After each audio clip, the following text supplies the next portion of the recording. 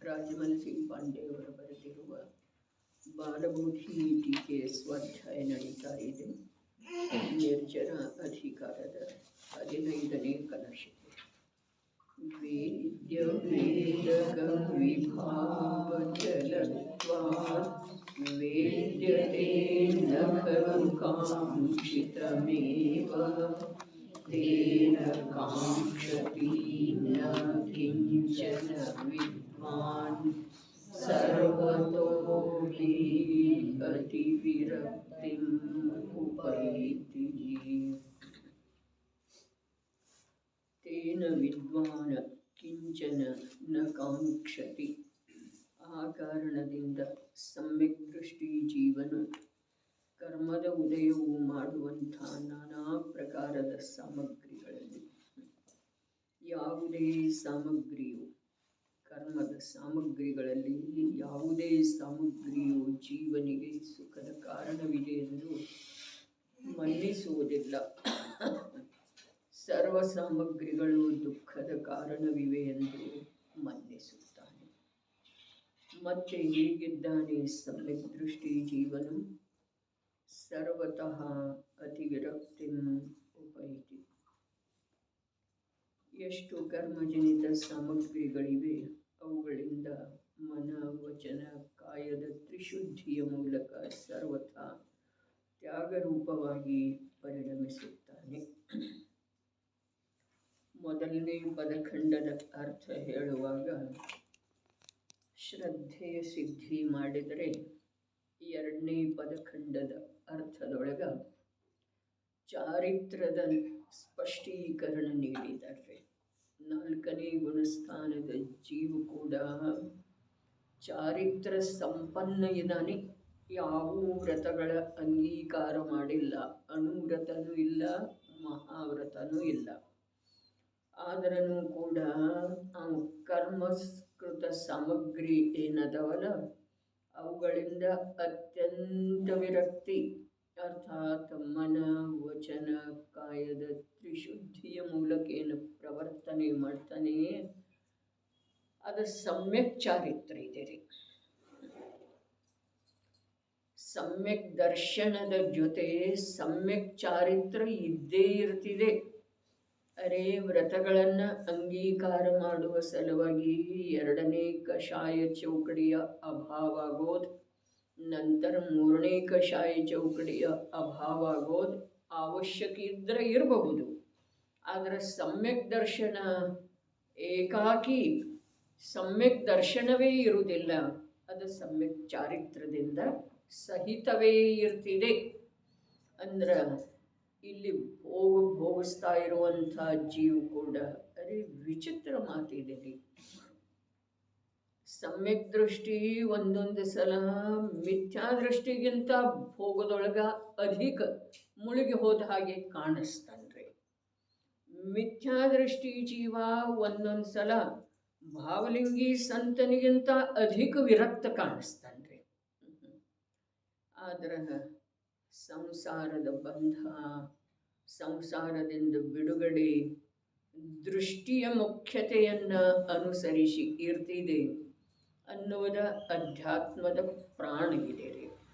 ಇನ್ನು ಆ ದೃಷ್ಟಿಯ ಮುಖ್ಯತೆಯೊಳಗೆ ಬರೀ ದೃಷ್ಟಿಯ ಮಾತಿರುವುದಿಲ್ಲ, ಚಾರಿತ್ರ್ಯ ಅರ್ಥಾತ್ ಪ್ರವೃತ್ತಿಯ ಮಾತು ಕೂಡ ಇರ್ತಿದೆ.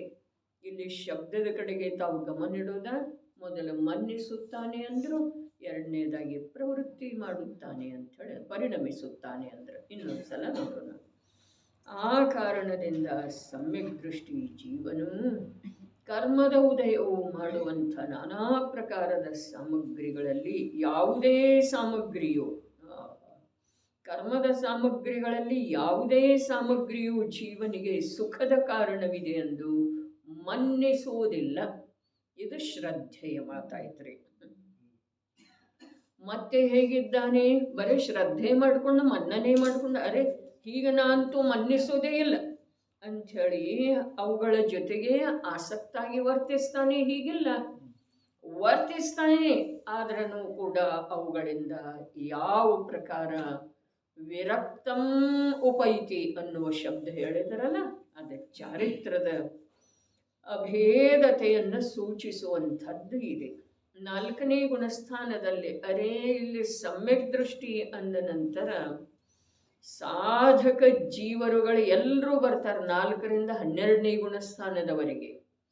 ಆದ್ರೂ ಕೂಡ ಇಲ್ಲಿ ಸಮ್ಯಕ್ ದೃಷ್ಟಿ ಅಂಥೇಳಿ ಹೇಳ್ತಾ ಇದ್ದಾರಲ್ಲ, ಸಮ್ಯಕ್ ದೃಷ್ಟಿ ಅಂಥೇಳಿ ಹೇಳಿದ ನಂತರ ಅವು ಬೇಕಾದ್ರೆ ಮನೆಯಲ್ಲಿರಲಿ, ವನದೊಳಗಿರಲಿ, ನಿರ್ಗ್ರಂಥ ಇರಲಿ, ಅಥವಾ ಬಟ್ಟೆ ಮೊದಲಾದ ಸಾಮಗ್ರಿಗಳಿಂದ ಪರಪದಾರ್ಥಗಳಿಂದ ಸುತ್ತುವರಿಯಲ್ಪಟ್ಟ ಇರಲಿ. ಆದರೆ ಎಲ್ಲಿ ಸಮ್ಯಕ್ ದರ್ಶನ ಇದೆಯೋ ಅಲ್ಲಿ ಸಮ್ಯಕ್ ಚಾರಿತ್ರ ನಿಯಮದಿಂದ ಇದೆ ಅನ್ನುವ ಮಾತು ಹೇಳ್ತಾ ಇದ್ದಾರೆ. ನೋಡ್ರಿ, ಅಣುವ್ರತ ರೂಪದ ಚಾರಿತ್ರಕ್ಕ ಅರ್ಥಾತ್ ದೇಶ ಚಾರಿತ್ರಕ್ಕ ಅಪ್ರತ್ಯಾಖ್ಯಾನ ವರ್ಣ ಕಷಾಯ ಚೌಕಡಿಯ ಅಭಾವ ಆಗೋದು ಅನಿವಾರ್ಯ ಇದೆ ರೀ. ಮಹಾವ್ರತ ರೂಪದ ಸಕಲ ಚಾರಿತ್ರಕ್ಕ ಪ್ರತ್ಯಾಖ್ಯಾನ ವರ್ಣ ಕಷಾಯ ಚೌಕಡಿಯ ಅಭಾವ ಆಗೋದು ಅನಿವಾರ್ಯ ಇದೆ. ಆದ್ರೆ ಎಲ್ಲಿ ಮಿಥ್ಯಾತ್ವ ಮತ್ತು ಅನಂತಾನುಬಂಧಿ ಹೊರಟು ಹೋಗಿದವಲ್ಲ ಅಲ್ಲಿ ಸಮ್ಯಕ್ ದರ್ಶನ ಮತ್ತು ಸಮ್ಯಕ್ ಜ್ಞಾನ ಸಮ್ಯಕ್ ಚಾರಿತ್ರ ಇದಾವೆ ಅನ್ನೋದನ್ನ ಜೀವನಿಗೆ ಮನವರಿಕೆ ಮಾಡಿಕೊಡ್ತಾ ಇದ್ದಾರೆ. ಈ ಕಾಲದಲ್ಲಿ ಮಾತ್ರ ಅಲ್ಲ, ಆದರೆ ಯಾವ ಕಾಲದಲ್ಲಿ ಕೂಡ ಮುನಿಯಾದ ನಂತರನ ಚಾರಿತ್ರ ಇರ್ತಿದೆ ಅನ್ನೋದ ಅಭಿಪ್ರಾಯದೊಳಗ ಅಜ್ಞಾನದಿಂದ ಜೀವರುಗಳಿಗೆ ಇರ್ತಿದೆ. ಈ ಕಾಲದೊಳಗನ ಅದು ಬಹಳಷ್ಟು ಪ್ರಕಾಶಿತ ಆಗಿದೆ, ಹೀಗೆ ಮಾತಿಲ್ಲ. ಬಹಳಷ್ಟಂತೂ ಯಾರ ಲೋಕದೊಳಗ ಮನ್ನಣೆ ಪ್ರಾಪ್ತ ಮುನಿಗಳಿದ್ರೋ ಅವರು ಹೇಳುವುದರಿಂದ ಒಂದು ಸ್ವಲ್ಪ ಈ ಕಾಲದೊಳಗ ಅದು ತಾಜಾಗಿದ್ದಿರಬಹುದು. ಆದ್ರೆ ಮಿಥ್ಯಾತ್ವ ಅವಸ್ಥೆಯೊಳಗ ಅಜ್ಞಾನದಿಂದ ಈ ಪ್ರಕಾರದ ಕಲ್ಪನೆ ಇರ್ತಿದೆ. ಏನ ಚಾರಿತ್ರ ಅಂದ್ರೆ ದೀಕ್ಷಾ ತಗೊಳ್ಳೋದು, ಚಾರಿತ್ರ ಅಂದ್ರ ಶರ್ಟ್ ಬಿಟ್ಟ ಪಂಜೆ ಹೊತ್ಕೊಂಡ್ರೆ ಚಾರಿತ್ರ ಆಯಿತು ಅಂಥೇಳಿ. ಆದ್ರೆ ಮಾತು ಹಾಗೆ ಇಲ್ಲ ಅನ್ನೋದನ್ನ ಕಾಲಕ್ಕ ಸ್ವಯಂ ಚಾರಿತ್ರ ಧಾರಣ ಮಾಡಿರುವಂಥವ್ರು ಮತ್ತು ಸಮ್ಯಕ್ ದರ್ಶನ ಸಹಿತ ಸಮ್ಯಕ್ ಚಾರಿತ್ರಯುಕ್ತ ಜ್ಞಾನಿ ಜೀವರುಗಳ ಜಗತ್ತಿಗೆ ಪರಿಚಯ ಮಾಡಿಸ್ತಾನೆ ಬಂದರ್ರಿ. ಏನಿದೆ ಸಮ್ಯಕ್ ದರ್ಶನ, ಅರೆ ಅದು ತಿರಿಯಂಚದಲ್ಲಿ ಇರಲಿ, ನರಕದೊಳಗರೆ ದೇವಗತಿಯೊಳಗ ಅಲ್ಲಿಯೂ ಇರಲಿ, 4ನೇ ಗುಣಸ್ಥಾನ ಯೋಗ್ಯ ಅರ್ಥಾತ್ ಮಿಥ್ಯಾತ್ವ ಮತ್ತು ಅನಂತಾನುಬಂಧಿ ಹೊರಟೋದ ನಂತರ ಅಲ್ಲಿ ಏಕಾಕಿ ಸಮ್ಯಕ್ ದರ್ಶನ ಇರುವುದಿಲ್ಲ. ಅರ್ಥಾತ್ ಶ್ರದ್ಧೆಯೊಳಗೆ ಮನ್ನಣೆಯೊಳಗೆ ಮಾತ್ರ ಪರಿವರ್ತನೆ ಆಗುವುದಿಲ್ಲ, ಪರಿಣಮನದೊಳಗೂ ಕೂಡ ಪರಿವರ್ತನೆ ಆಗ್ತಿದೆ. ಸಮ್ಯಕ್ ದರ್ಶನ ತನ್ನ ಸರ್ವಾಂಗದಿಂದ, ಅರೆ ಸಮ್ಯಕ್ ದರ್ಶನದ ವ್ಯಾಖ್ಯಾನ ಏನಿದೆ, ಸರ್ವ ಗುಣಾಂಶ ಏನಿದೆ ಅದು ಸಮ್ಯಕ್ ದರ್ಶನ. ಎಲ್ಲ ಗುಣಗಳನ್ನ ಶುದ್ಧಿಯ ಅಂಶ. ಹಾಗಾದ್ರೆ ಚಾರಿತ್ರ ಇದ ಮೋಕ್ಷ ಮಾರ್ಗದೊಳಗ ಮುಖ್ಯ ಗುಣದಲ್ಲಿ ಗಣಿಸಲಾಗಿರುವುದರಿಂದ ಅಲ್ಲಿ ಸಮ್ಯಕ್ ದರ್ಶನದ ಜೊತೆ ಸಮ್ಯಕ್ ಚಾರಿತ್ರ ಒಂದು ರೀತಿಯಿಂದ ಹೇಳಿದ್ರೆ ಅವಿನಾಭೂತವಾಗಿ ಇದ್ದೇ ಇರ್ತಿದೆ. ಯಾವ ಪ್ರಕಾರ ಸಮ್ಯಕ್ ದರ್ಶನ 8 ಅಂಗಗಳಿಂದ ಯುಕ್ತ ಇರ್ತಿದೆಯೋ ಅದೇ ಪ್ರಕಾರ ಸಮ್ಯಕ್ ದರ್ಶನ ಸಹವರ್ತಿ ಸಮ್ಯಕ್ ಜ್ಞಾನ ಸಮ್ಯಕ್ ಚಾರಿತ್ರದಿಂದ ಯುಕ್ತನ ಇರ್ತಿದೆ. ಯಾರೂ ಭ್ರಮೆಗೊಳಗಾಗಬಾರ್ದು. ನಮ್ಮ ಶ್ರದ್ಧೆಯೊಳಗೆ ಹಾಗಿಲ್ಲ, ಆದ್ರೆ ನಿನ್ನ ಪ್ರವೃತ್ತಿಯೊಳಗ ನಿನಗೆ ತಿಳಿದು ಬರುವ ಹಾಗೆ ಮತ್ತು ಅನಂತ ಸರ್ವಜ್ಞ ಭಗವಂತರ ಜ್ಞಾನದೊಳಗೆ ಜ್ಞಾತ ಆಗುವ ಹಾಗೆ ಬದಲಾವಣೆ ಅರ್ಥಾತ್ ಸಮ್ಯಕ್ತನ ಬಂದೇ ಬರ್ತಿದೆ, ಇರಬೇಕಾಗ್ತಿದೆ. ಅದನ್ನು ತಾನು ಅವಲೋಕನೆ ಮಾಡಿಕೊಳ್ಳೋದಿದೆ. ಏನು ಹೇಳಿದ್ರಲ್ಲಿ ಮನ ವಚನ ಕಾಯದ ನಡೀರಿ. ಮತ್ತೆ ಹೇಗಿದ್ದಾನೆ ಸಮ್ಯಕ್ ದೃಷ್ಟಿ ಜೀವನು, ಅವರ ಶಬ್ದನೇ ಹೇಳ್ತಿದೆ ನೋಡ್ರಿ.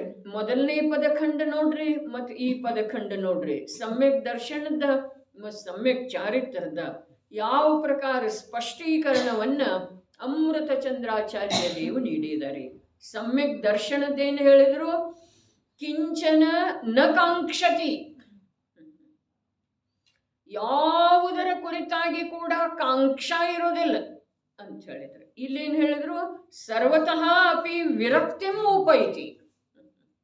ಎಲ್ಲ ಕಡೆಗೂ ಏನಾಗ್ತಿದೆ, ವಿರಕ್ತಿಯೇ ಅವನದು ವರ್ತಿಸ್ತಾ ಇದೆ.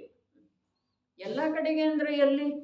ಅವನ ಪ್ರವೃತ್ತಿ ಮನ ವಚನ ಕಾಯದ ಮೂಲಕ ಆಗ್ತಿದೆ ಅಲ್ಲ. ಜೀವದ ಪ್ರವೃತ್ತಿ ಕೇವಲ ಮನ ವಚನ ಕಾಯದ ಮೂಲಕ ಆಗ್ತಿದೆ. ಆದರೆ ಇಲ್ಲಿ ಹೇಳ್ತಾ ಇದ್ದಾರೆ ತ್ರಿಕರಣ ಶುದ್ಧಿ. ಅದ್ಭುತ ಮಾತಿದೆ ನೋಡ್ರಿ. ಎಷ್ಟು ಕರ್ಮಜನಿತ ಸಾಮಗ್ರಿಗಳಿವೆ, ಅವುಗಳಿಂದ ತ್ರಿಕರಣ ಶುದ್ಧಿ. ತ್ರಿಶುದ್ಧಿ ಅಂದ್ರೂ ಒಂದ, ಮನ ವಚನ ಕಾಯದ ತ್ರಿಶುದ್ಧಿ ಅಂದ್ರೂ ಒಂದ. ಮತ್ತಲ್ಲಿ ತ್ರಿ ಬೇಕಾಗಿರಲಿಲ್ಲ, ಆದರೆ ನಮಗೆ ಸ್ಪಷ್ಟೀಕರಣ ಮಾಡಿದ್ರೆ ತ್ರಿಕರಣ ಅಂಥೇಳಿ ಹೇಳಿದ್ರೆ ಮನವಚನ ಕಾಯನ ಬರ್ತವ್ರೆ. ಶುದ್ಧಿಯ ಮೂಲಕ ಏನ ತ್ಯಾಗರೂಪವಾಗಿ ಅಲ್ಲ, ಏನಿದೆ ರೀ, ಸರ್ವಥಾ ತ್ಯಾಗರೂಪವಾಗಿ. ಸರ್ವಥಾ ತ್ಯಾಗ ಹೇಗ? ಇದಾನಲ್ಲ, ಅಲ್ಲೇ ವರ್ತಿಸ್ತಾ ಇದ್ದಾನೆ, ಭೋಗಿಸ್ತಾ ಇದ್ದಾನೆ, ಮಾತಾಡ್ತಾ ಇದ್ದಾನೆ. ಸಂಸಾರ ಪೋಷಕವಾದಂಥ ಮಾತುಗಳನ್ನು, ಅರೆ ಇಂದ್ರಿಯ ಪೋಷಕವಾದಂಥ, ಇಂದ್ರಿಯ ರಮಿಸುವಂಥ ಪ್ರವೃತ್ತಿ ಮಾಡ್ತಾ ಇದ್ದಾನೆ. ಆದರೆ ಸರ್ವಥಾ ಅಂಥೇಳಿ ಹೇಳ್ತಾರೆ. ಸರ್ವಥಾದ ಅರ್ಥ ಏನಿಲ್ಲಿ? ಸರ್ವಥಾದ ಅರ್ಥ ಏನು? ಅವ್ರು ಹೇಳಿದ ಪ್ರಕಾರ ಮನೋವಚನ ಕಾಯ. ಮನಸ್ಸಿನ ಮೂಲಕನೂ ಇಲ್ಲ, ವಚನದ ಮೂಲಕನೂ ಇಲ್ಲ, ಕಾಯದ ಮೂಲಕನೂ ಇಲ್ಲ. ಅವರು ಸ್ಪಷ್ಟನೆ ಮಾಡಿದಾರಲ್ಲ, ಅಷ್ಟೇ ಏನ? ಅಷ್ಟು ಹೇಳಿದ ನಂತರ ಮತ್ತೆ ಸರ್ವಥಾ ಹೇಳಿದ್ರಲ್ಲ, ಮನ ವಚನ ಕಾಯ ಅನ್ನೋದು ಸ್ಪಷ್ಟೀಕರಣ ನೀಡದ್ದನ್ನ ಸರ್ವಥಾ ಅಂತಿದ್ರು ಅಂತಂದ್ರೆ ನಾವು ಮನವಚನ ಕಾಯ ಅಂತೇಳಿ ತಿಳಿಬಹುದಾಗಿತ್ತು. ಮನವಚನ ಕಾಯದ ಸ್ಪಷ್ಟೀಕರಣ ಮಾಡಿದ ನಂತರ ಮತ್ತೆ ಸರ್ವಥಾ ಅಂತಾರೆ. ಸರ್ವಥಾ ಅಂತಂದ್ರೆ ಏನು? ಅವನ ವರ್ತನೆಯೊಳಗ ಶ್ರದ್ಧೆನೂ ಇಲ್ಲ, ಆ ಪ್ರಕಾರದ ಜ್ಞಾನನೂ ಇಲ್ಲ. ಅದರ ಕುರಿತಾಗಿ ಅವನಿಗೆ ಅಪನತ್ವ ಮೊದಲಾದವುಗಳಿಲ್ಲ, ಕರ್ತವ್ಯ ಇಲ್ಲ. ಅರೆ ಹಿಂದಿನ ಕಲಶದ ವೇಳೆ ಹೇಳಿದ್ದಿತ್ತು, ಖೇದ ರೂಪದಿಂದನೂ ಭೋಗದಲ್ಲಿ ವರ್ತಿಸ್ತಾ ಇಲ್ಲ, ಪಶ್ಚಾತ್ತಾಪ ರೂಪದಿಂದನೂ ವರ್ತಿಸ್ತಾ ಇಲ್ಲ. ಆದರೆ ಸಹಜ ಅವನದ ಹಾಗೆ ಇದೆ ವರ್ತನೆ. ಹಾಗೆ ಮನಸ್ಸಿನ ಮೂಲಕ ಒಂದಾಗುವುದಿಲ್ಲ, ವಚನದ ಮೂಲಕ ಒಂದಾಗುವುದಿಲ್ಲ, ಕಾಯದ ಕ್ರಿಯೆಯ ಮೂಲಕ ಒಂದಾಗುವುದಿಲ್ಲ. ಮನ ವಚನ ಕಾಯದ ಜೊತೆಗೆ ಯಾವ ಜ್ಞಾನದ ಅಂಶ ಇದೆ, ನಿನ್ನೆ ಹೇಳಿದ್ದ ಮಾತು, ಯಾವ ಜ್ಞಾನದ ಕೆಲವು ಅಂಶ ಇಲ್ಲದೆ ಹೋದ್ರೆ ಮನ ವಚನ ಕಾಯಗಳ ಪ್ರವೃತ್ತಿ ಆಗೋದನ್ನ ಇಲ್ಲರೆ. ಅವು ಸ್ವತಂತ್ರದವೇನಿಲ್ಲ, ಸ್ವತಂತ್ರ ದ್ರವ್ಯದವೇನಿಲ್ಲ, ಪುದ್ಗಲದವಂದ್ಮೇಲೆ ಪುದ್ಗಲದ ಕಾರ್ಯಕ್ಕೆ ಜೀವದ ಅವಶ್ಯಕತೆ ಇದೇನ? ಈ ಪ್ರಶ್ನೆ ಬಂತು ಅಂತಂದ್ರೆ ಸೈದ್ಧಾಂತಿಕವಾಗಿ ಇಲ್ಲ ಅಂಥೇಳಿ ಹೇಳುತ್ತೆ. ಆದರೆ ಎಲ್ಲಿಯವರೆಗೆ ಜೀವ, ಅದನ್ನು ಹಿಂದಿನ ಕಲಶದೊಳಗೆ ಸ್ಪಷ್ಟ ಮಾಡಿದರೂ, ಭೋಗ ಸಾಮಗ್ರಿಗಳಿದ್ದಾವೆ ಮತ್ತು ಭೋಗಿಸ್ತಾನೆ ಕೂಡ. ಇದಾವಂದ್ಮೇಲೆ ಭೋಗಿಸ್ತಾನೆ, ಅದರ ಸಲುವಾಗೇನೆ ಅದಾವು. ಹಾಗಾದ್ರೆ ಇಲ್ಲಿ ಸರ್ವಥಾ ಶಬ್ದದ ತಾತ್ಪರ್ಯ ಏನಿದೆ? ಸರ್ವಥಾ ಶಬ್ದದ ತಾತ್ಪರ್ಯ ಅವನ ಜ್ಞಾನದೊಳಗ, ಅವನ ಚೈತನ್ಯದ ಪ್ರವೃತ್ತಿಯೊಳಗ ಸ್ವಲ್ಪ ಮಾತ್ರ ಕೂಡ ಅದನ್ನು ಮಾಡ್ತಾ ಇರೋದಾಗಲಿ, ಅದರಿಂದ ಆಗ್ತಾ ಇರುವಂಥ ಆನಂದದ್ದಾಗಲಿ, ಅದರ ಕಡೆಗೆ ವರ್ತಿಸ್ತಾ ಇರುವಂಥ ಜ್ಞಾನದ ಅಂಶದ ಜೊತೆಗಾಗಲಿ ಅವನ ಏಕತ್ವ ಇಲ್ಲ, ವಿರಕ್ತಿ ಇದೆ. ವಿರಕ್ತಿಂ ಉಪೈತಿ ಹೇಳಿದಾರಲ್ಲ ಶಬ್ದ ಆಚಾರ್ಯ ದೇವರ. ಈಗ ಅದ ಸಂಪದ ಇದ್ರೆ ತೆಗೀರಿ, ನಿನ್ನೇನು ಓದಿತ್ತಲ್ಲ ಅದೇ.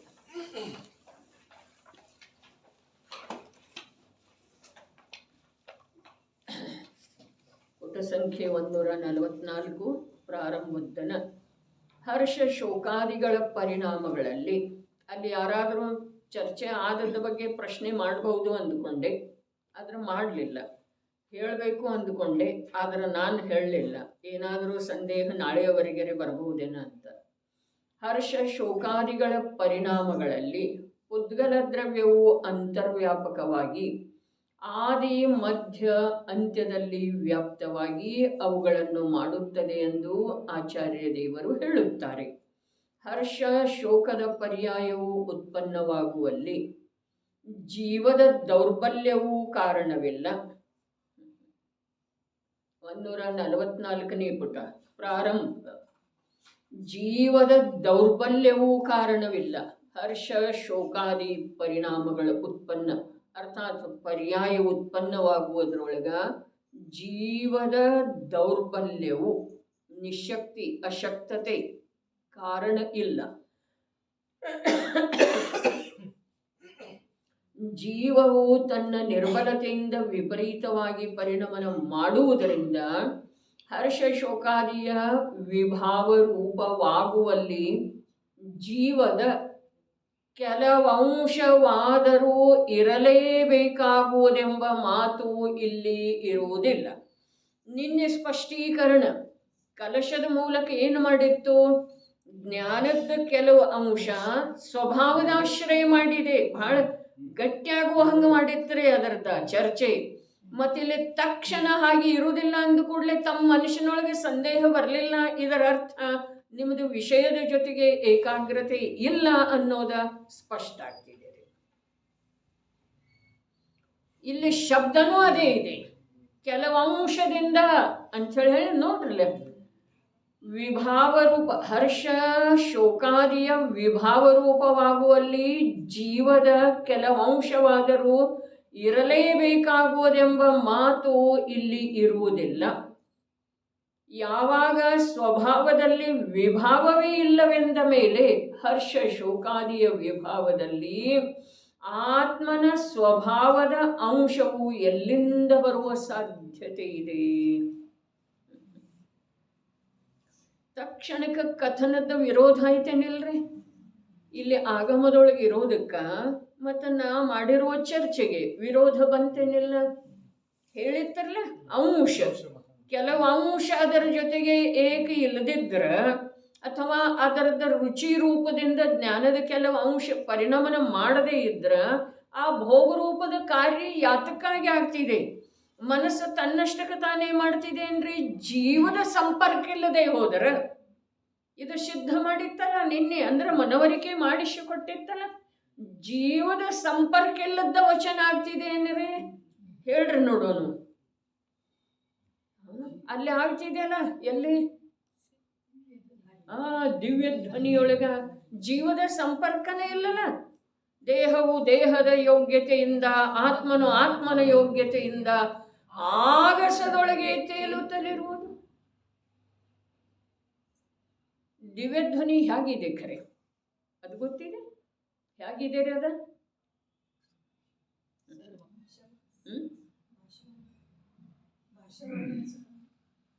ದಿವ್ಯಧ್ವನಿ ಹೇಗಿದೆ? ನಿರಕ್ಷರ, ಏಕಾಕ್ಷರ, ಓಂಕಾರ, ಒಂದಕ್ಷರ. ಎರಡಕ್ಷರ ಬಂತು ಅಂತಂದ್ರ ಅಲ್ಲಿ ಭೇದ ಆಯ್ತು. ಒಂದೇ ಅಕ್ಷರ ಅರ್ಥಾತ್ ಓಂ ಸರ್ವಾಂಗದಿಂದ ನಮ್ಗೇನು ತಿಳಿಯುವ ಯೋಗ್ಯತೆ ಇರ್ತಿತ್ತು ಅಂತಂದ್ರೆ ಅದು ನಮಗೆ ಸಿಗ್ತಿರ್ತಾರೆ. ಯೋಗ್ಯತೆ ಇಲ್ಲ ಅಂಥೇಳಿ ನಮಗೆ ದಿವ್ಯಧ್ವನಿ ಅಥವಾ ಸರ್ವಜ್ಞ ಪ್ರಭುವಿನ ಸಂಪರ್ಕ ಸಂಯೋಗ ಆಗಿಲ್ಲ. ಏಕಾಕ್ಷರಿ ಓಂಕಾರ ರೂಪದ ದಿವ್ಯಧ್ವನಿ ಅಂಥೇಳಿ ಹೇಳಿದರು.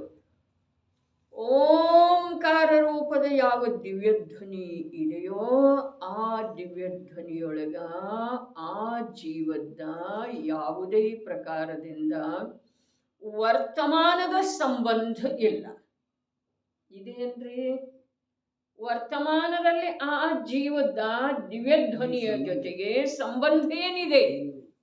ಅವರ ಅನಂತ ಚತುಷ್ಟಯದೊಳಗೆ ಅಂತರ್ನಿಮಗ್ನ ಇದ್ದಾರಲ್ಲ. ಹಾಗಾದ್ರೆ ಆ ದಿವ್ಯಧ್ವನಿ ಏನಾಯ್ತು? ಪುದ್ಗಲದ ಕಾರ್ಯ ಆಯ್ತು. ಹಾಗಾದ್ರೆ ಇಲ್ಲಿ ಯಾವ ಸಮ್ಯಕ್ ದೃಷ್ಟಿ ಜೀವ ಇದ್ದಾನೆ, ಮುನಿರಾಜರು ಉಪದೇಶ ಹೇಳ್ತಾರೆ.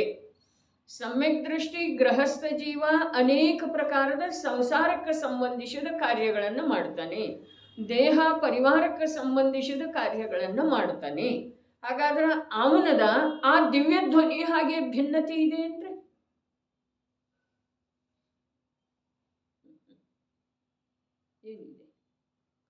ಇಲ್ಲಿ ಭೇದ ಇದೆ ಇದೆ. ಏನಾಗಿದೆ?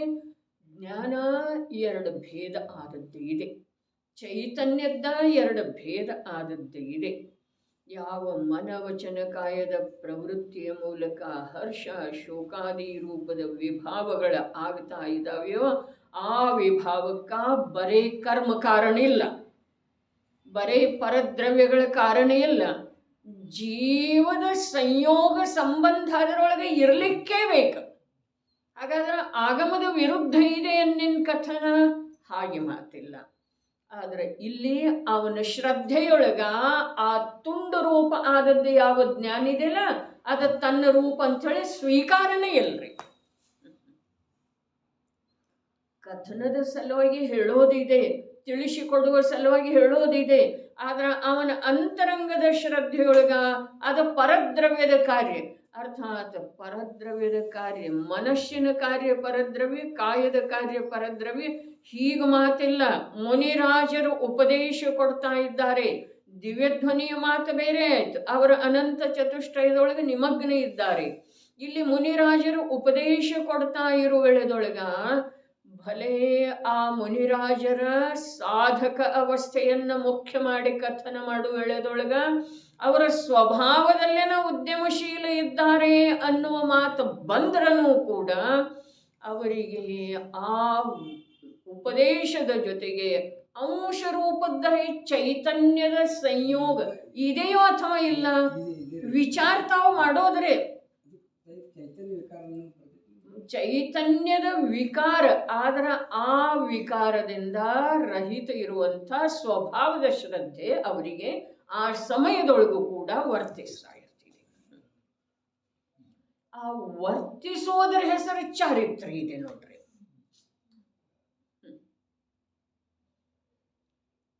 ಅಂಥೇಳಿ ಧರ್ಮದ ಸಲುವಾಗಿ ನಮ್ಮ ಜ್ಞಾನದೊಳಗ ಸೂಕ್ಷ್ಮತೆ ಬರೋದ ಅತ್ಯಂತ ಅವಶ್ಯಕ ಇದೆ.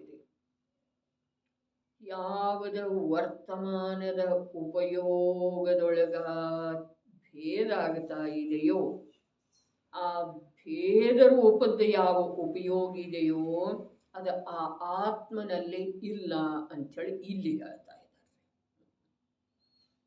ಅವನದೇನು ದುರ್ಬಲತೆ ಇಲ್ಲ, ಅವನದಿಲ್ಲ. ಹಾಗಾದ್ರೆ ಯಾರ್ದಿದೆ? ಪರ್ಯಾಯದ್ದಿದೆ ರೀ. ಅವನದೇ ಪರ್ಯಾಯ ಅಲ್ಲ ಅದ. ಆದ್ರೆ ಆ ದುರ್ಬಲಯುಕ್ತ ಪರ್ಯಾಯವನ್ನ ಅವನು ತನ್ನ ಸ್ವಭಾವದ ಅಂಶ ಅಂಥೇಳಿ ಗಣಿಸುವುದಿಲ್ಲ. ಇಲ್ಲಿ ಅಂಶದ ತಿಳಿಯುವುದು ಏನ? ಆ ದುರ್ಬಲತೆಯ ರೂಪದ ಉಪಯೋಗ ಏನಿದೆಯಲ್ಲ ತನ್ನದೇ, ಅದನ್ನು ಅವನು ತನ್ನ ಸ್ವಭಾವದ ಅಂಶ ಅಂಥೇಳಿ ತಿಳಿಯುವುದಿಲ್ಲ. ಯಾಕೆ ಅಂತಂದ್ರೆ ಅವನಲ್ಲೇ ದುರ್ಬಲತೆ ಅನ್ನೋದು ಇಲ್ಲವೇ ಇಲ್ರಿ. ಯಾವಾಗಿರ್ತಿದೆ? ಅನಾದಿ ಕಾಲದಿಂದ ಯಾವಾಗಿದೆ ಇದ್ದಿದ್ದೇ. ಆದ್ರೆ ಅವ ಯಾವಾಗೂ ಆ ದುರ್ಬಲತೆಯಿಂದ ಮುಕ್ತ ಆಗೋ ಸಾಧ್ಯ ಇಲ್ಲ. ಇದು ವಸ್ತು ಸ್ವರೂಪ ಇದೆ. ಅದಕ್ಕೆ ಓದು ವೇಳೆದೊಳಗೆ ಇನ್ನು ಓದು ಕಥಿತಿ ಇದೊಂದು ಬೇರೆ ಓದೇ ಬಿಡೋದಿಲ್ಲ. ಯಾವಾಗ ಸ್ವಭಾವದಲ್ಲಿ ಇನ್ನೊಂದು ಸ್ವಲ್ಪ ಜೀವವು ತನ್ನ ನಿರ್ಬಲತೆಯಿಂದ ವಿಪರೀತ ರೂಪವಾಗಿ ಪರಿಣಮನ ಮಾಡುವುದರಿಂದ ಹರ್ಷ ಶೋಕಾದಿಯ ವಿಭಾವ ರೂಪವಾಗುವಲ್ಲಿ ಜೀವದ ಕೆಲವಂಶವಾದರೂ ಇರಲೇಬೇಕಾಗುವುದೆಂಬ ಮಾತು ಇಲ್ಲಿ ಇರುವುದಿಲ್ಲ. ಇಲ್ಲಿ ಇರುವುದಿಲ್ಲ. ಯಾಕೆ ಅಂತಂದ್ರೆ ಇಲ್ಲಿ ಸ್ವಭಾವದ ಸಿದ್ಧಿ ಮಾಡ್ತಾ ಇದ್ದಾರೆ. ಇಲ್ಲಿ ಸ್ವಭಾವದ ಸಿದ್ಧಿ ಮಾಡ್ತಾ ಇದ್ದಾರೆ. ಗಮನ ಇಡೋದು ಅಲ್ಲಿ ಯಾವುದರ ಸಿದ್ಧಿ ಮಾಡ್ತಾ ಇದ್ದಾರೆ? ಅಲ್ಲಿ ನಿರ್ಜರಾದ ಸಿದ್ಧಿ ಮಾಡ್ತಾ ಇದ್ದಾರೆ. ನಿರ್ಜರ ಏನಿದೆ? ಸ್ವಭಾವ ಇದೆ ಏನು ಪರ್ಯಾಯ ಇದೆ ರೀ? ನಿರ್ಜರ ಏನಿದೆ? ಜೀವದ ಪರ್ಯಾಯ ಇದೆ. ಇಲ್ಲಿ ಜೀವದ ತ್ರಿಕಾಲಿ ಸ್ವಭಾವದ ಸಿದ್ಧಿ ಮಾಡ್ತಾ ಇದ್ದಾರೆ. ಇಲ್ಲಿ ಇರುವುದಿಲ್ಲ. ಎಲ್ಲಿ ಈ ಸ್ವಭಾವದ ಸಿದ್ಧಿ ಮಾಡುವ ವೇಳೆದೊಳಗ ಪರ್ಯಾಯದೊಳಗೆ ಯಾವ ಅಶುದ್ಧಿಯ ಅಂಶ ಇದೆ, ಯಾವ ಶುದ್ಧಿಯ ಅಂಶ ಇದೆ, ಆಂಶಿಕ ಶುದ್ಧಿ, ಶುದ್ಧಿಯ ವೃದ್ಧಿ ಸ್ಪಷ್ಟನ ಶಬ್ದದವ್ರಲ್ಲ ಅಲ್ಲಿ. ಸಂವರ ಅಂದ್ರೆ ಏನ? ಶುದ್ಧಿಯ ಜನ್ಮ. ನಿರ್ಜರ ಅಂದ್ರೆ ಏನು? ಶುದ್ಧಿಯ ವೃದ್ಧಿ. ಮತ್ತ ಮೋಕ್ಷ ಅಂದ್ರೆ ಏನು? ಪರಿಪೂರ್ಣ ಶುದ್ಧ. ಹಾಗಾದ್ರ ಅವೆಲ್ಲ ಏನದವು? ಪರ್ಯಾಯದ ಮಾತು. ಆದರೆ ಇಲ್ಲಿ ಆ ಮಾತು ನಡೆಯುವುದಿಲ್ಲ. ವಿಭಾವ ರೂಪವಾಗುವಲ್ಲಿ ಜೀವದ ಕೆಲವು ಅಂಶವಾದರೂ ಇರಲೇಬೇಕಾಗುವುದೆಂಬ ಮಾತು ಇಲ್ಲಿ ಇರುವುದಿಲ್ಲ. ಯಾವಾಗ ಸ್ವಭಾವದಲ್ಲಿ ವಿಭಾವವೇ ಇಲ್ಲವೆಂದ ಮೇಲೆ ಹರ್ಷ ಶೋಕಾದಿಯ ವಿಭಾವದಲ್ಲಿ ಆತ್ಮನ ಸ್ವಭಾವದ ಅಂಶವು ಎಲ್ಲಿಂದ ಬರುವ ಸಾಧ್ಯತೆ ಇದೆ? ಅರೆ, ಒಂದೊಂದು ವಾಕ್ಯದೊಳಗ ಎಷ್ಟೆಷ್ಟು ಅರ್ಥ ಗ್ರಹಣ ಮಾಡುವಂಥ ಪುರುಷಾರ್ಥ ಈ ಜೀವ ಮಾಡಬೇಕಾಗ್ತಿದೆ. ಆದ್ರೆ ಮಾಡುವುದಿಲ್ರಿ. ವಾಚನ ಮಾಡೇ ಹೋಗ್ತಾನ್ರಿ ಜೀವ, ಓದಿಕೊಂಡು ಹೋಗ್ತಾನೆ. ಶಬ್ದಗಳ ಮೇಲೆ ಗಮನ ಇಡುವುದಿಲ್ಲ ಅಂದಮೇಲೆ ಶಬ್ದದೊಳಗಿರುವಂಥ ಭಾವದವರೆಗೆ ಇವಾಗ ತಲುಪೋದು. ಹಿಂದೆ ಹೇಳಿತ್ತಲ್ಲ, ಶಬ್ದದಲ್ಲಿ ಏನಿದೆ? ಅರ್ಥಕೋಶ ಇದೆ, ಮುಂದೆ ಭಾವಕೋಶ. ಅಲ್ಲಿಯವರೆಗೆ ನಾವು ತಲುಪಲಿಕ್ಕೆ ಸಾಧ್ಯ ಯಾಕಾಗ್ತಾ ಇಲ್ಲ ಅಂತಂದ್ರೆ ಓದೋದು ಕರ್ತವ್ಯ ಆಗಿದ್ದೀರಿ. ನಮ್ಗೆ ಸ್ವಾಧ್ಯಾಯ ಮಾಡೋದು ಕರ್ತವ್ಯ ಆಗಿದೆ. ಮತ್ತು ನಮಗೆ ಶಬ್ದದೊಳಗೆ ಆನಂದ ಬರ್ತಾ ಇದೆ ಅಂದಮೇಲೆ ಮುಂದೆ ಹೋಗೋ ಪ್ರಶ್ನೆ ಏನಿದೆ ರೀ? ಅರೇ, ಅದು ಪರದ ಆನಂದ ಇದೆ, ಸಂಯೋಗದ ಇದೆ ರೀ. ಯಾವಾಗ ಸ್ವಭಾವದಲ್ಲಿ ವಿಭಾವವೇ ಇಲ್ಲವೆಂದ ಮೇಲೆ ಹರ್ಷ ಶೋಕಾದಿಯ ವಿಭಾವದಲ್ಲಿ ಏನು ಶಬ್ದಗಳ ರಚನೆ, ವಾಕ್ಯ ಅನುವಾದ ಮಾಡುವುದರಲ್ಲಿ ಎಷ್ಟು ಒಂದು ಸಾವಧಾನತೆ ಬೇಕಾಗ್ತಿದೆ. ಇದು ಅಪ್ಪಾಜಿದ್ದನ ಇದೆ ರೀ ಅನುವಾದ. ಆದ್ರೆ ಅನುವಾದ ಮಾಡುವ ವೇಳೆದೊಳಗೆ ನಮ್ದು ಕೂಡ ಅದೇ ಪ್ರಕಾರದ ಇದೆ ರೀ. ವಾಚನ ಮಾಡುವಂಥವರಿಗೆ, ಅರ್ಥವಿಸಿಕೊಳ್ಳುವಂಥವರಿಗೆ ಅದು ಗಮನಕ್ಕೆ ಬರೋದು ಸಾಧ್ಯ ಇದೆ. ನಾನೀಗ ವಾಚನ ಮಾಡ್ತಾ ಇದೆ ಅಂದ್ರಲ್ಲ, ನಾನೇನೀಗ ಅನುವಾದ ಮಾಡ್ತಾ ಇಲ್ಲ. ನೋಡ್ರಿ, ಶಬ್ದ ಏನದವು? ಯಾವಾಗ ಸ್ವಭಾವದಲ್ಲಿ ವಿಭಾವವೇ ಇಲ್ಲವೆಂದ ಮೇಲೆ ಹರ್ಷ ಶೋಕಾದಿಯ ವಿಭಾವದಲ್ಲಿ ಆತ್ಮನ ಸ್ವಭಾವದ ಅಂಶವು ಎಲ್ಲಿಂದ ಇರುವ ಸಾಧ್ಯತೆ ಇದೆ? ಎಲ್ಲಿಂದ ಬರುವ ಸಾಧ್ಯತೆ ಇದೆ? ಇದು ಸ್ವಲ್ಪ ಸೂಕ್ಷ್ಮವಿದೆ. ಇದು ಸ್ವಲ್ಪ ಸೂಕ್ಷ್ಮವಿದೆ. ಅದಕ್ಕೆ ಹೇಳಿತ್ತು ನಿನ್ನೆ, 1 ಗಂಟೆ ಓದಿದ ನಂತರ 3 ಗಂಟೆ ಚಿಂತನೆ ಮಾಡಬೇಕಾಗ್ತಿದೆ. ಚಿಂತನೆ ಮಾಡಲಿಲ್ಲ ಅಂತಂದ್ರೆ ಆ 1 ಗಂಟೆ ಓದಿದ್ರೊಳಗ ಯಾವುದು ಲಾಭ ಆಗಬೇಕಾಗಿತ್ತಲ್ಲ ಅದು ಕೈಗೆ ಬರುವುದಿಲ್ರಿ. ವಚನ ಆಗಲಿಕ್ಕೆ ಒಳ್ಳೆ ಬೇಕೇನಿಲ್ರಿ? ಗ್ರಹಣ ಮಾಡಿದ ಆಹಾರ ಬೇಕಲ್ಲ. ಸೂಕ್ಷ್ಮವಿದೆ, ಇದು ಸ್ವಲ್ಪ ಸೂಕ್ಷ್ಮವಿದೆ. ಮುಂದೆ ಅಷ್ಟಕ್ಕೆ ಬಿಡಲಿಲ್ಲ, ಮಧ್ಯಸ್ಥವಾಗಿ ತನ್ನ ಪಕ್ಷವನ್ನು ಬಿಟ್ಟುಕೊಟ್ಟು ತಿಳಿದುಕೊಳ್ಳುವ ಪ್ರಯತ್ನ ಮಾಡಿದರೆ ತಿಳಿದು ಬರುವಂತಿದೆ. ತನ್ನ ಪಕ್ಷ ಏನಿಲ್ಲಿ? ಇಲ್ಲಿ ತನ್ನ ಪಕ್ಷ ಏನು? ಆಗಮಕ್ಕೆ ಸಂಬಂಧಿಸಿದ್ದಲ್ಲ. ತಾನೇನ ಅಜ್ಞಾನದಿಂದ ನಡ್ಕೊಂಡು ಬರ್ತಾ ಇದ್ದಾನೆ, ಆ ಅಜ್ಞಾನದ ಪಕ್ಷ.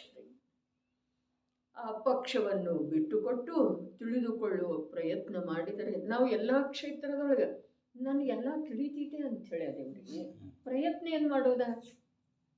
ಎಲ್ಲ ತಿಳಿತಿದೇನ ಅಂತಿದೆಯೋ ಅಥವಾ ಇಲ್ರಿ? ನಮ್ಮ ಅಂತರಂಗ ಏನಂತಿದೆ?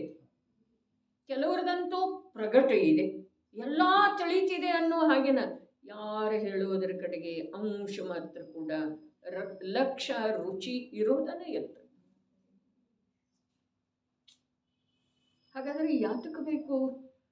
ಜ್ಞಾನಿ ಮಹಾಪುರುಷರ, ಸರ್ವಜ್ಞ ಭಗವಂತರ ಉಪದೇಶವನ್ನ ಆಲಿಸುವ ಅಥವಾ ತಿಳ್ಕೊಳ್ಳುವ ನಟನೆ ಯಾತಕ್ಕೆ ಬೇಕು ಹೇಳ್ರಿ? ಎಲ್ಲ ತಿಳಿತಿದೆ ಅನ್ನುವಂಥ ಅಭಿಪ್ರಾಯ ಒಳಗೆ ತುಂಬಿರುವ ಒಳ್ಳೆಯದೊಳಗೆ. ಅರೆ, ಸಂಸಾರದೊಳಗೂ ಕೂಡ ನಮಗಿಂತ 1 ವರ್ಷ ದೊಡ್ಡವ್ರದ್ದು 1 ವರ್ಷದ ಅನುಭವ ಅಧಿಕ ಇದೆ ಏನಿಲ್ರಿ? ಆದರೆ ಇಲ್ಲವೇ ಇಲ್ಲ. ನಮಗಿಂತ ದೊಡ್ಡವರು ಯಾರು ಇಲ್ಲನ ಅನ್ನುವ ಪ್ರವೃತ್ತಿ ಮನ ವಚನ ಕಾಯದ ಮೂಲಕ ಸ್ಪಷ್ಟ ಇದೆ ಇಂದಿನ ಜನರೇಷನ್ದಲ್ಲಿ. ಎಂಥದೇ ಒಂದು ಆತ್ಮೀಯತೆಯಿಂದ ಹೇಳಲಿಕ್ಕೆ ಹೋದ್ರೂ ಕೂಡ ಅದ್ರ ಕಡೆ ಅವ್ರದ್ದು ಲಕ್ಷ್ಯ ಎಷ್ಟಿರ್ತಿದೆ?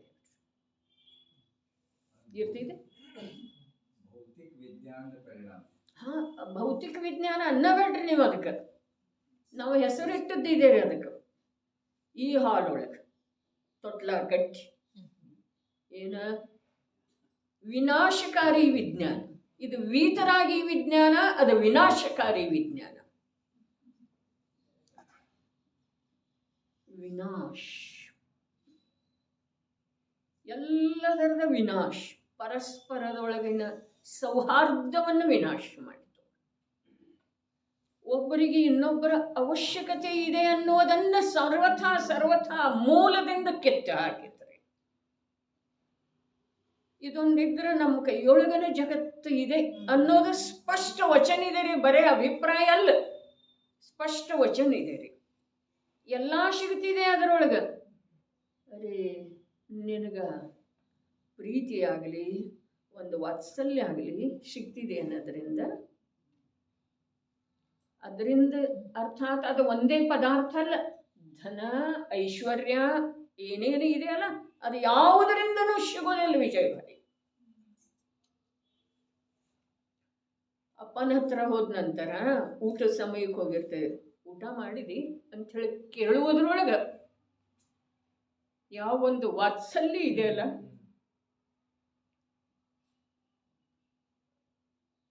ಅಪ್ಪ ಕೇಳ್ತಾನ ಮಗನಿಗೆ, ಆ ವಾತ್ಸಲ್ಯ ಲೋಕದೊಳಗೆ ಎಲ್ಲಿಯೂ ಸಿಕ್ಕೋದಿಲ್ಲ.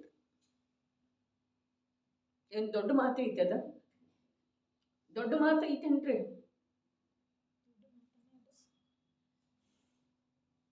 ಆದ್ರೆ ಅವನ ಅಂತರಂಗದ ಸಮೀಪ ಎಷ್ಟು ನಾವಿದ್ದೇವೆ,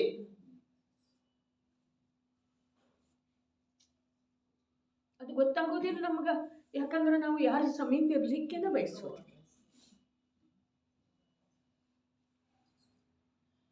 ವಿದ್ಯೆ ಇಲ್ಲದೆ ಇರುವ ಅನ್ಪಢ ಜನರ 50 ವರ್ಷದ ಹಿಂದೆ ಎಷ್ಟು ಒಬ್ಬರ ಸಲುವಾಗಿ ಒಬ್ಬರದ ಹೃದಯ ಮಿಡಿತಿತ್ರೆ.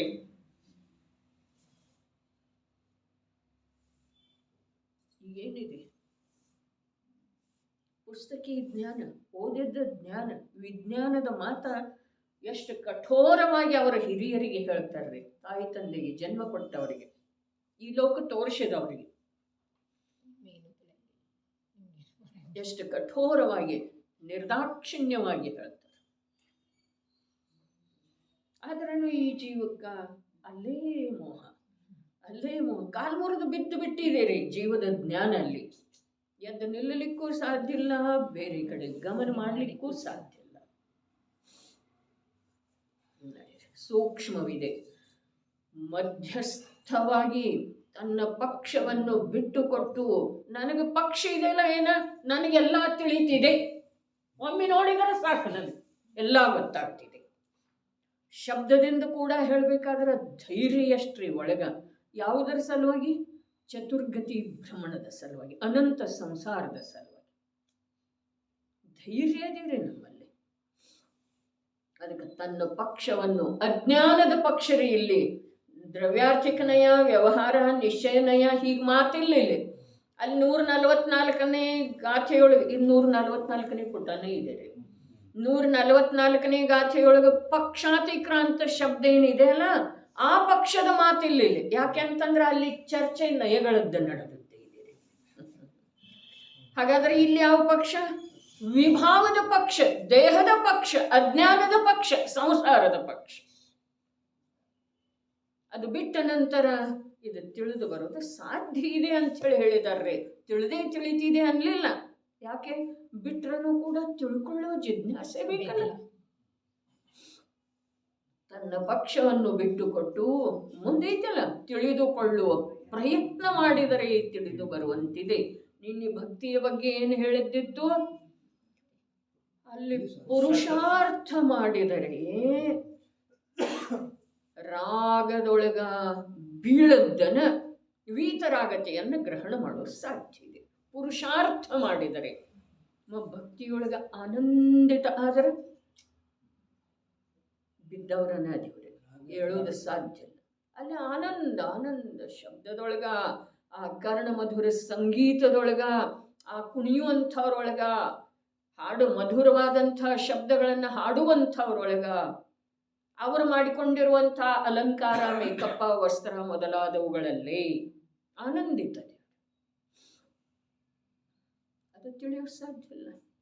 ತಿಳಿದುಕೊಳ್ಳುವ ಪ್ರಯತ್ನ ಮಾಡಿದರೆ ತಿಳಿದು ಬರುವಂತಿದೆ. ಏನು ಹೇಳ್ತಾ ಮಹಾಪುರುಷ? ಆಚಾರ್ಯ ಭಗವಂತರು ಅದ್ಭುತ ಕಾರ್ಯ ಮಾಡಿದ್ದಾರೆ.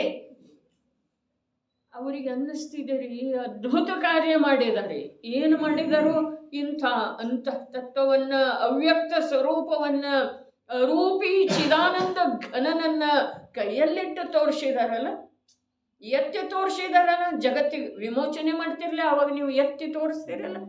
ಹಾಗೆ ಜಗತ್ತಿಗೆ ಕಾಣುವ ಹಾಗೆ ಎತ್ತಿ ತೋರಿಸಿದಾರಲ್ಲ, ನಿನ್ನಾತ್ಮ ಹೀಗೆ, ನೀನು ಹೀಗಿದ್ದಿ, ನೀನು ಅದ್ಭುತ ಕಾರ್ಯ ಮಾಡಿದರು. ತಮ್ಮ ಆತ್ಮನನ್ನು ನೋಡಿಕೊಂಡು ಗುಪ್ತ ರೂಪವಾಗಿ ತಮ್ಮ ಆತ್ಮನೊಳಗೆ ತಾವು ಸ್ಥಿರ ಇದ್ದುಕೊಂಡು ಮೋಕ್ಷ ತಲುಪಲಿಲ್ಲ. ಇದು ಅದ್ಭುತ ಕಾರ್ಯ ಮಾಡಿದಾರೆ. ಏನ ನಮ್ಮ ಆತ್ಮರುಗಳನ್ನು ನಮಗೆ ತೋರಿಸಿಕೊಟ್ಟಿದ್ದಾರೆ. ಯಾರಿಗೆ ಯಾರಿಗೆ?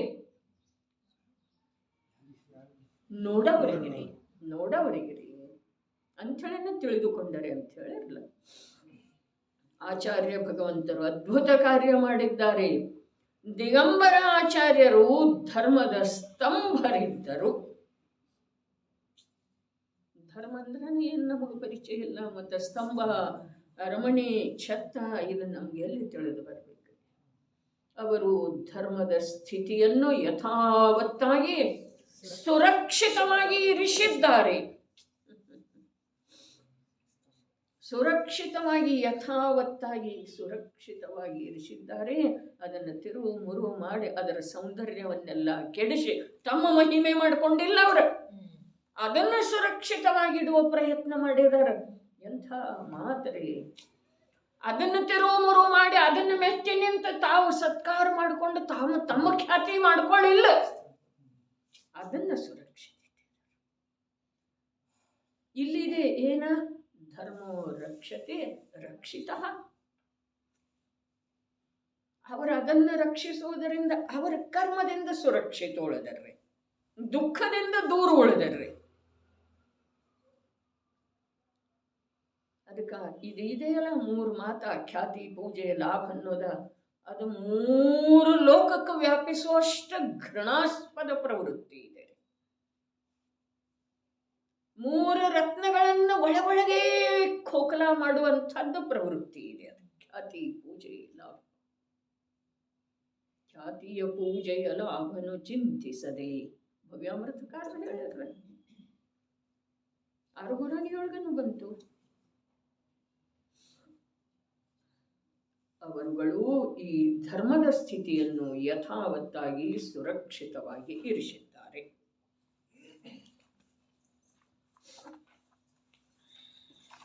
ಹಾಗಾದ್ರೆ ಇಲ್ಲಿ ಹೇಳಿದ್ದ ಸ್ಪಷ್ಟ ಆಯ್ತಲ್ಲ. ನಿರ್ಜರ ನಡೆದದ್ದಿದೆ, ಅಲ್ಲಿ ಸ್ವಭಾವದೊಳಗೆ ಅಂಶ ಭೇದ ಇಲ್ಲ.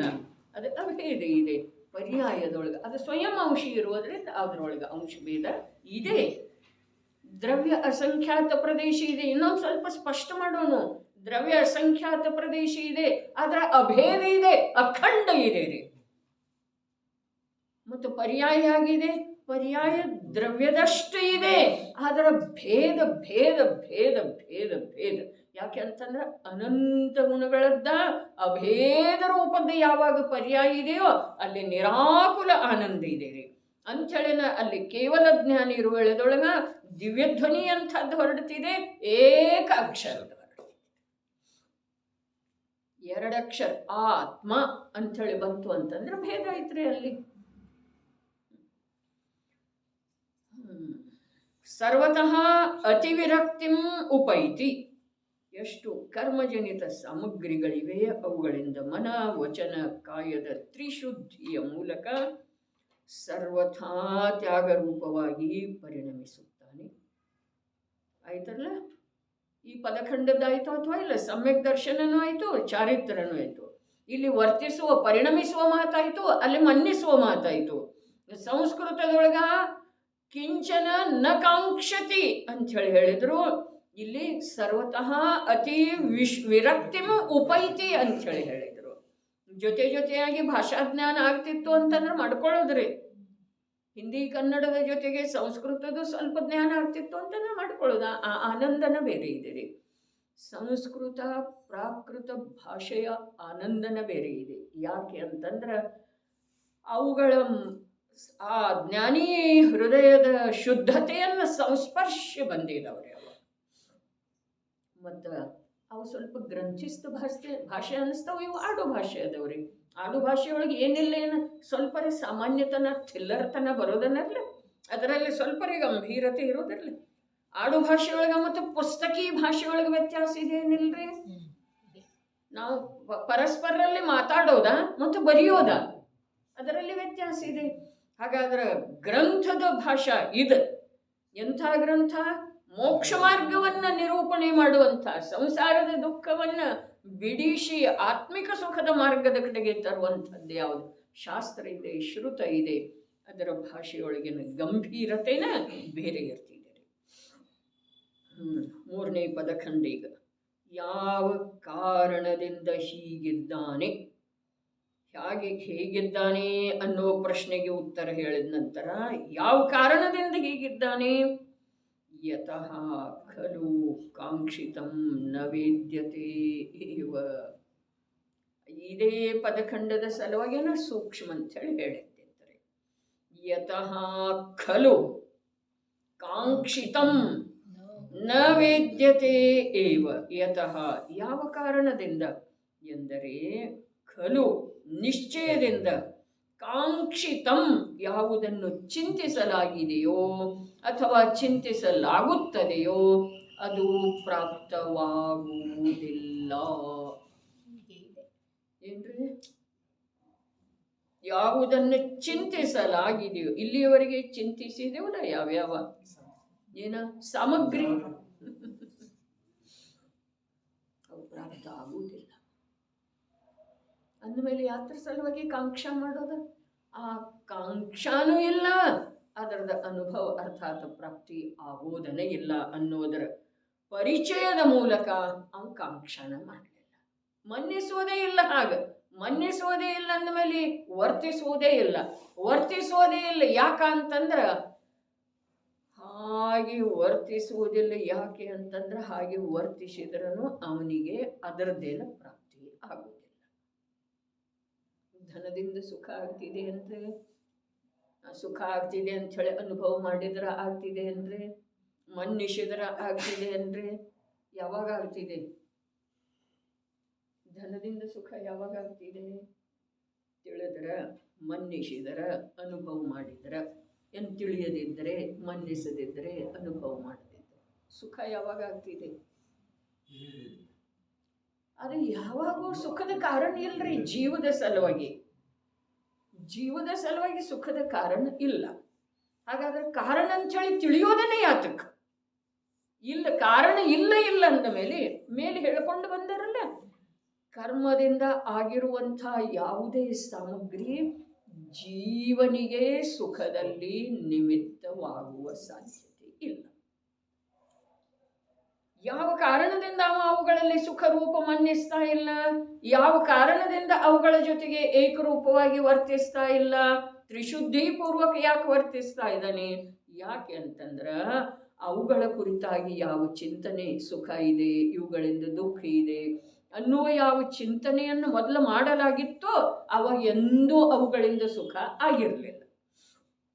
ಮತ್ತು ಅವುಗಳನ್ನು ದೂರ ಮಾಡುವುದರಿಂದನೂ ಸುಖ ಆಗಿಲ್ಲ. ಬಿಟ್ಟು ಹೋದನ, ಬೆಟ್ಟದ ಮೇಲೆ ಕೂತ, ಹೌದೇನಿಲ್ರಿ? ಗುಪ್ತ ಗುಹೆಯೊಳಗೆ ಕೂತಲ್ಲ ಎಷ್ಟು ದಿವಸ? ಆಯು ಇರುವವರೆಗೆ. ಆಯ್ತೇನ್ರಿ ಸುಖ? ಅವಾಗ ಆಗಲಿಲ್ಲ. ಅವುಗಳನ್ನು ಬಿಡುವುದರಿಂದನೂ ಸುಖ ಆಗಲಿಲ್ಲ, ಒಟ್ಟಿನಲ್ಲಿ ಅವುಗಳ ಜೊತೆ ಇರುವುದರಿಂದನೂ ಸುಖ ಆಗಲಿಲ್ಲ. ಅರ್ಥಾತ್ ಅವುಗಳಿಂದ ಜೀವನಿಗೆ ಸುಖ, ಬಿಡುವುದರಿಂದನೂ ಹಿಡಿಯುವುದರಿಂದನೂ ಅವುಗಳಿಗೆ ಸಂಬಂಧಿಸಿದ ಯಾವುದೇ ಕಾಂಕ್ಷಾ ವಿಚಾರದಿಂದ ಅವನಿಗೆ ಸುಖ ಆಗೋದನೇ ಇಲ್ಲ. ಹೀಗೆ ವಸ್ತು ಸ್ವರೂಪ ಇದೆ. ಹೀಗಿರುವಾಗ ಅವೇನು ಮಾಡಿದ? ಅದರಿಂದ ಭಿನ್ನ ಅದ. ಯಾಕೆ ಹೀಗಿದ್ದಾನೆ ಅಂಥೇಳಿ ಪ್ರಶ್ನೆ ಇದೆ.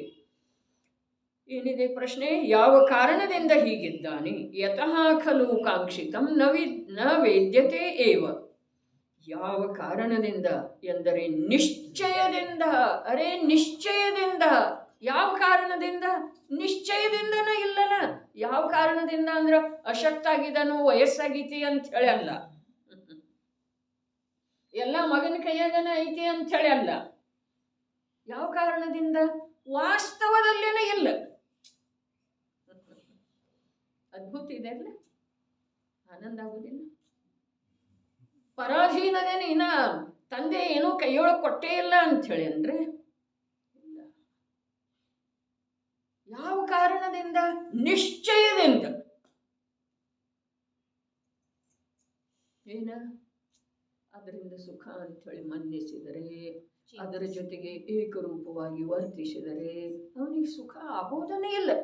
ಅಂಥೇಳಿ ಅವನು ಅದರ ಕಾಂಕ್ಷಾನೂ ಮಾಡ್ತಾ ಇಲ್ಲ, ಅದರ ಜೊತೆಗೆ ಏಕರೂಪವಾಗಿ ವರ್ತಿಸ ಮನ ವಚನ ಕಾಯದ ಶುದ್ಧಿಯಿಂದ ಅದರಿಂದ ಭಿನ್ನ ವಿರಕ್ತನಾಗಿ ವರ್ತಿಸ್ತಾ ಇದ್ದಾನೆ. ಯಾಕೆ? ನಿಶ್ಚಯದಿಂದ ಆಗೋದನೇ ಇಲ್ಲ ಅದರಿಂದ ಸುಖ. ನಿಜವಾಗಿ ಯಾರಿಗೆ ಆ ಕೊಳಚೆಯೊಳಗೆ ಬೀಳು ಪ್ರಸಂಗವೇ ಬರಲಿಲ್ಲ, ಅವರು ಒಂದು ಅಪೇಕ್ಷಾದಿಂದ ಧನ್ಯ ಅಂತೇಳಿ ಕೊಳಚೆಯೊಳಗೆ ಬಿದ್ದವ್ರ ಅಂತಾರ್ರಿ. ಆದ್ರೆ ಅವ್ರು ಅದು ನನಗೆ ಸಿಗಲೇ ಇಲ್ಲ ಅದೆಲ್ಲ ನಡೆಸೋದು ಜವಾಬ್ದಾರಿ ಅಲ್ಲ, ಆ ಅಧಿಕಾರ ನನಗೆ ಸಿಗಲೇ ಇಲ್ಲ ಅಂಥೇಳಿ ಅವ್ರು ಕೊರಗ್ತಾರೆ, ಮರಗೆ.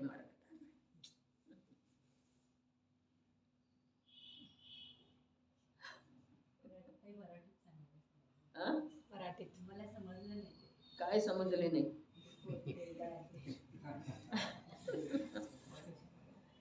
ಎಲ್ಲ ಮನಿ ವ್ಯವಹಾರ ಎಲ್ಲ ಚಂದ್ರಕಾಂತ್ ಅಣ್ಣನೇ ಮಾಡ್ತಾರ್ರಿ, ನಮ್ಮ ಮನಿ ವ್ಯವಹಾರ ಎಲ್ಲ ನಾ ಮಾಡ್ತೇನ್ರಿ. ಹಾಗಾದ್ರೆ ನನ್ನಲ್ಲೇ ನಿಮ್ಮಲ್ಲಿ ವ್ಯತ್ಯಾಸ ಇದೆ ಏನಿಲ್ರಿ? ಯಾಕೆ? ನೀವು ಪರಾಧೀನಿದ್ದೀರಿ, ಅವ್ರಿಗೆ ಹೇಳ್ತರ್ಬೇಕು. ನನಗಿಲ್ಲ, ನಾನೇ ಹೋಗಿ ತರಬಹುದು, ಹೌದೇನಿಲ್ರಿ? ಅದನ್ನು ನೀವು ನನಗೇನಂತೇನು ಇದು ಯಾಕಪ್ಪ ಯಾರು ಇಲ್ಲ ಅಂಥೇಳಿ ನನಗನ್ನಿಸ್ತಿದೆ. ನಿಮ್ಗೇನು ಅನ್ನಿಸ್ತಿದೆ? ನಾನೇ ಹೋಗಿ ತಂದಿದ್ರೆ ನಿಮಗೆ ಹೇಳೋ ಪ್ರಶ್ನೆನ ಬರಲಾಗ್ತದೆ. ನನ್ನ ಕೈಯಾಗ ಏನು ಅಧಿಕಾರನೇ ಇಲ್ಲ.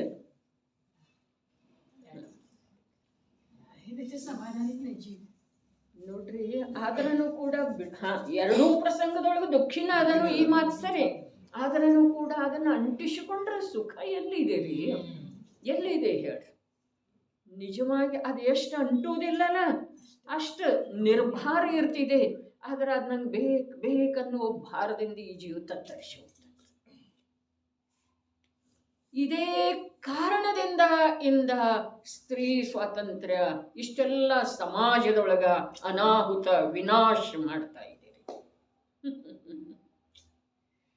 ಪತಿ ತಂದು ಕೊಟ್ಟದೊಳಗ, ತಂದೆ ತಂದು ಕೊಟ್ಟದೊಳಗ, ನಾಳೆ ಮಗ ತಂದು ಕೊಟ್ಟದ್ರೊಳಗ ತೃಪ್ತಿ ಇದ್ರು ಅವ್ರು ಮೊದಲಿನವ್ರು.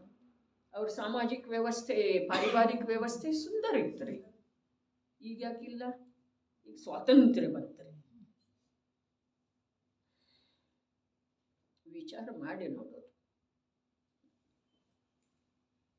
ದುಃಖವನ್ನ ಈ ಜೀವ ಸುಖ ಅಂತಿದೆ ಅಂದಮೇಲೆ ಇದು ಪಂಚಮ ಕಾಲದ ಮಹಿಮೆ ಅನ್ನೋದು, ಅನಾದಿ ಅಜ್ಞಾನ ಅನ್ನೋದು, ಅನಂತ ಸಂಸಾರದ ದ್ಯೋತಕ ಅನ್ನೋದ್ರಿ. ಯಾವುದನ್ನೋದ್ರಿ? ಈಗ ಅವರನ್ನು ಯಾವುದಂದ್ರೂ ಒಂದೇ ಇದೀರಿ.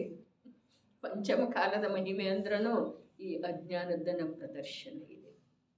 ಮತ್ತು ಅಜ್ಞಾನದಿಂದ ಅನಂತ ಸಂಸಾರನೇ ಇರೋದಿದೆ, ಬಾಕಿ ಏನಿರೋದಿದೆ? ಇಲ್ಲವೇ ಇಲ್ಲ. ಒಂದು